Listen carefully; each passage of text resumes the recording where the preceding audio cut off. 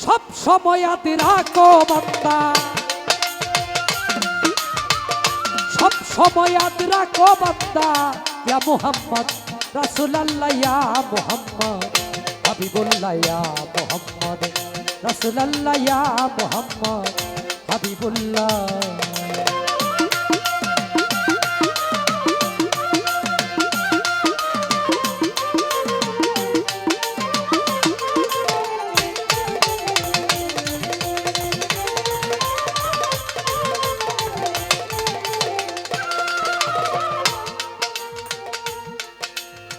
এই দুনিয়া বিন ইয়াটির বটে,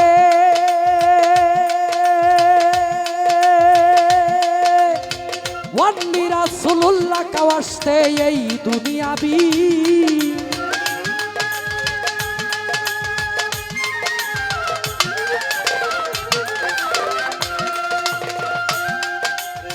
ওয়ান্নি রাসূলুল্লাহ কাওয়াস্তে যিনি হবেন রিকমেন্ডার, যিনি হবেন রিকমেন্ডার শেষ বিচারের ঠেকার বেলা, ইয়া মুহাম্মদ হাবিবুল্লাহ, ইয়া মুহাম্মদ রাসূলুল্লাহ, ইয়া মুহাম্মদ হাবিবুল্লাহ।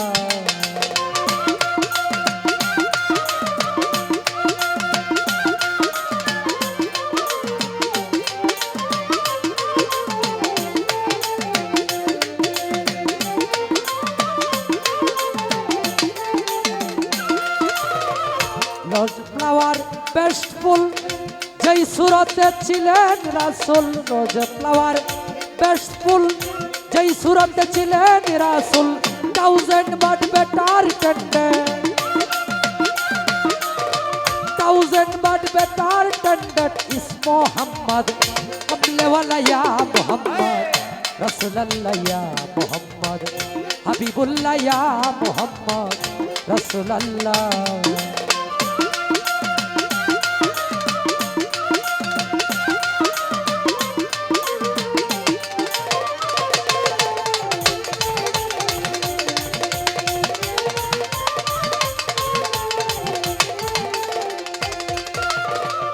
অন্ধকারে চাঁদ উঠিলে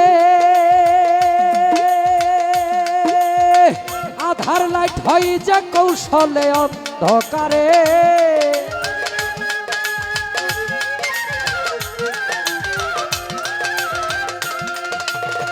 আধার লাইট হয় যে কৌশলে, মুহাম্মদকে পয়দা করগে,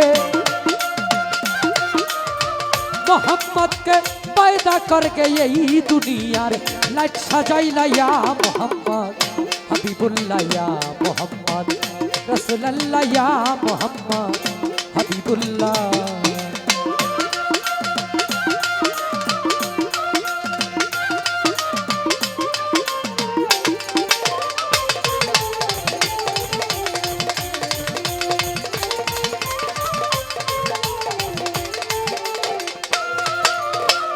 হে প্রভু আল্লাহ তাআলার আজব কাহিনী,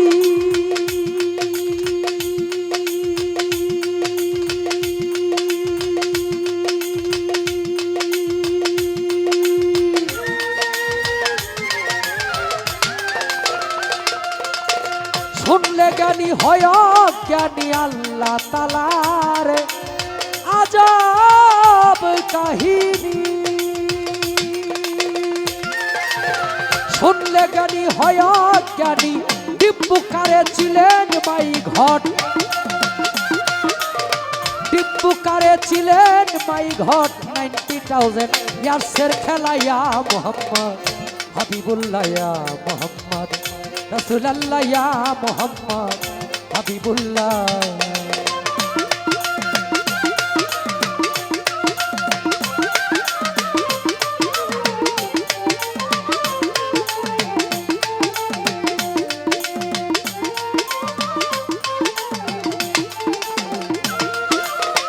আল্লাহ তাআলার আজব কাহিনী,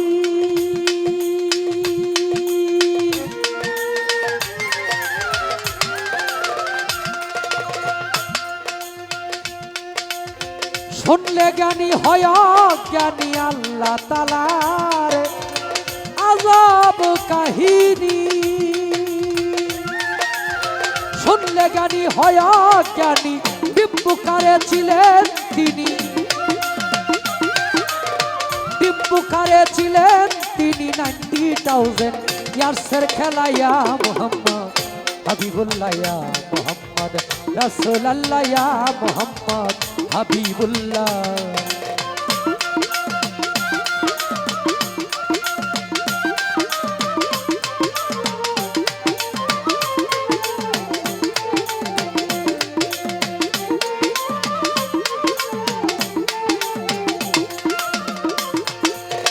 হে প্রভু দয়ালে মাইটি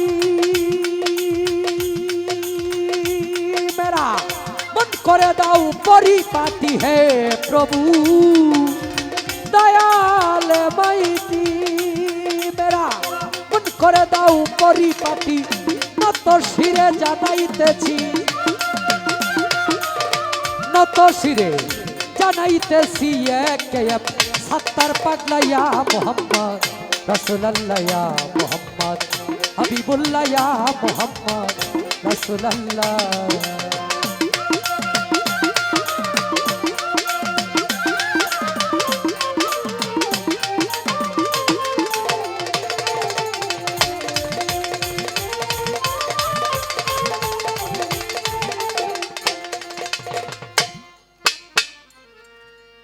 শর্ট করে জবাব দেওয়ার চেষ্টা করব। এমন একজন নবী ছিলেন যার নবুয়ত আল্লাহ পাক রব্বুল আলামিন নিজেই তার কাছ থেকে কেড়ে নিয়েছিলেন। আবার এভাবে অনেক ঘটনা আমরা কেসাসুল আম্বিয়া যে কিতাব এখান থেকে পাই। যেমন হযরত সুলেমান পয়গম্বরের নবুয়ত ছিল আংটির মধ্যে। এই আংটি হঠাৎ একদিন পানিতে পড়ে গেল যে কোনো কারণবশতে। তারপরে তার নবুয়ত ছিল একজন ওই যে একটা মাছ খেয়ে পড়লো, মাছ থেকে এই মাছটা জালে ধরা পড়লো। একজন মহিলার ঘরে গেলেন, তিনি তারপরে সেই আংটিটা পেয়েছিলেন। এভাবে একটা প্রমাণ আছে। কিন্তু মূল হলো হযরত দাউদ পয়গম্বর উরিয়া নামক এক ব্যক্তিকে হত্যা করেছিলেন। হযরত দাউদ পয়গম্বর উরিয়া নামক এক ব্যক্তিকে হত্যা করেছিলেন। তার উদ্দেশ্য ছিল উরিয়ার কে হত্যা করলে তার যে সুন্দর স্ত্রী আছে তাকে দাউদ পয়গম্বর বিবাহ করতে পারবে। কৌশলে উরিয়াকে হত্যা করলেন। কিন্তু দুনিয়ার মানুষ যদি কৌশল না ধরতে পারে, একজন কিন্তু ঠিকই ধরতে পারে। তখন আল্লাহ তাআলা রাগান্বিত হয়ে গেলেন। রাগান্বিত হওয়ার পরে দাউদ আলাইহিস সালামের কাছ থেকে তার নবুয়াতি শক্তি কেড়ে নিলেন। নেওয়ার পরে দাউদ আলাইহিস সালামের আর কোন নবুয়াতি শক্তি কাজে সে লাগাইতে পারে না। তখন তার কাছে ওহী আসলেন আল্লাহ পাক রব্বুল আলামিনের পক্ষ থেকে যে আপনি যে ছলনা কইরা উরিয়াকে হত্যা কইরা তার স্ত্রীকে বিয়া করার কৌশলে তাকে হত্যা করছেন, এই কারণে আল্লাহ তাআলা আপনার প্রতি অসন্তুষ্ট হয়ে আপনার নবুয়াতি শক্তি কেড়ে নিয়ে গেছে। তারপরে সে আবার নবুয়াতি শক্তি ফিরে পাইছে। উরিয়ার যে কবর, সেই কবরে যায় কান্নাকাটি করার পরে আল্লাহ পাক রব্বুল আলামিন তাকে ক্ষমা করে দিয়ে আবার পুনরায় নবুয়াতি শক্তি ফিরাই দিছে। জিগায় জিগায় প্রশ্ন করা, জিগায় জিগায় কথা কওয়া, এটা আসলে পালাগানের মুড থাকে না যে প্রশ্ন করব কইরেন না, কেউ কই করব। আসলে পালাগানটা হলো একটা যুদ্ধক্ষেত্র। এই দুইজন শিল্পী মিলে সারা রাত্র যুদ্ধ করবে। যুদ্ধ কইরা কোন শিল্পী কিন্তু চায় না তার সামনে থেকে একজন শ্রোতা চলে যাক। এখন আপনারা যুদ্ধক্ষেত্রে নামাইবেন, নামাইয়া আবার অস্ত্র কাইরে নিবেন।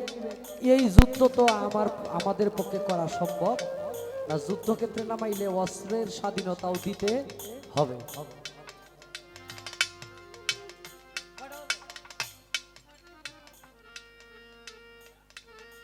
বিচ্ছেদ গান গামো খালি হবে। হ্যাঁ রাখ।